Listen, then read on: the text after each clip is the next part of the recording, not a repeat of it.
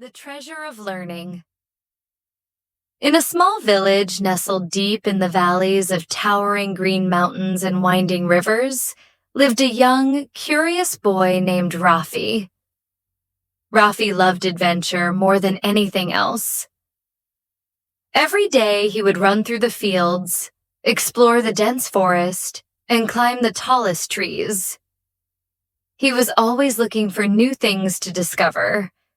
But there was one thing Rafi didn't enjoy at all: school. To Rafi, learning seemed like a chore. He found it boring to sit in a classroom, listening to his teacher explain things he felt had no use. His teachers would talk about numbers, letters, and science, but Rafi thought he'd never need those things outside of school. He'd rather be out exploring the world. One warm afternoon, as he was wandering through the village square, he saw an elderly man sitting under a large tree, reading a thick ancient book. This man was Mr. Anwar, the oldest and wisest person in the village. Mr. Anwar had traveled to many places when he was young and was known for his wisdom. People often came to him for advice. Rafi approached Mr. Anwar, curious about why he spent so much time reading. "Mr. Anwar," Rafi asked, "why do you read so many books? Isn't it boring to just sit and read all day?" Mr. Anwar looked up, smiling warmly. "Ah, Rafi," he replied gently, "reading and learning aren't boring. In fact, they're like finding hidden treasures. Every time you learn something new, it's as if you've discovered a small piece of gold that will stay with you for the rest of your life." Rafi furrowed his brow, confused. "How can reading or learning be like a treasure?" he asked. Mr. Anwar chuckled. "Let me tell you a story," he said, settling back against the tree. "Once upon a time, there was a young boy who, like you, didn't see the value in learning. Many years ago, in a village not too different from Rafi's, there lived a boy named Amir. Amir, like Rafi, was full of energy and spirit. He loved to play, explore, and make up adventures. But when it came to studying or learning new things, Amir would complain and try to avoid it. His parents would encourage him to go to school and read, but Amir always found a way to slip away. One summer, a terrible drought struck Amir's village. The river dried up, the crops withered, and the villagers grew desperate. They decided they needed help from a neighboring village that lay beyond a dense forest. But there was a problem. No one knew the way. Only Amir's grandfather had been to that village long ago, and he had left a map. However, the map was written in an ancient language Amir couldn't read. The villagers were in trouble, and Amir was frustrated, knowing that the answer was in his hands but out of reach because he hadn't learned to read different languages. Finally, an older villager who knew the language offered to help, and they followed the map's directions to reach the neighboring village. When they returned, Amir felt relieved, but also ashamed.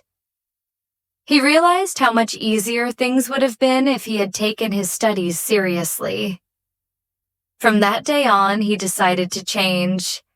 He started learning eagerly, reading every book he could find, and he became a source of knowledge and guidance for his village. Rafi listened intently, thinking about the story long after it ended. He realized that maybe, just maybe, Mr. Anwar was right. Learning could be useful in unexpected ways. After that day, Rafi began to pay more attention in school. At first, it was hard, but slowly he started enjoying the subjects he was studying. He began to see each lesson as a new treasure, a piece of knowledge that might help him someday. He learned how to read, which opened up stories about other lands, people, and times. Math helped him understand patterns, measurements, and the money his father used in their small family shop. As Rafi continued learning, he discovered a love for science. He was fascinated by how plants grew, how rivers flowed, and how birds migrated. He began asking questions, trying to understand the world around him. His teacher noticed his curiosity and started giving him books on nature, weather, and even engineering. One rainy season, his village faced a major flood. The river overflowed, washing away houses and damaging crops. The villagers were afraid, not knowing how to protect themselves. But Rafi remembered reading about water channels and flood control in one of his books. He quickly organized a group of villagers and showed them how to dig small canals around the village to divert the floodwaters. Thanks to Rafi's knowledge, they were able to prevent further damage. The villagers were amazed at his resourcefulness, and they began to see him as someone they could trust in difficult times. Rafi felt proud, realizing that learning had truly helped him protect his village.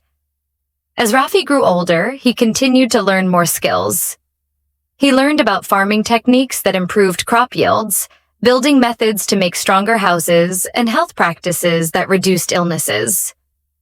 He shared these skills with others, and soon the entire village was healthier and more prosperous.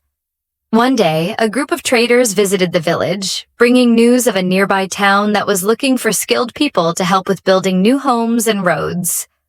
Rafi volunteered, eager to see more of the world and use his skills beyond the village. In the town, he met people from different places, each with their own skills and knowledge. He learned from them, exchanging ideas and gaining new insights. Rafi saw how much there was still to learn and how valuable knowledge was in helping people live better lives. When Rafi returned to his village, he started a small library where villagers could come to read and learn. He also opened a school to teach children the skills he had learned, hoping to pass on the treasure of learning to the next generation. Years went by, and Rafi became known as one of the wisest people in the region.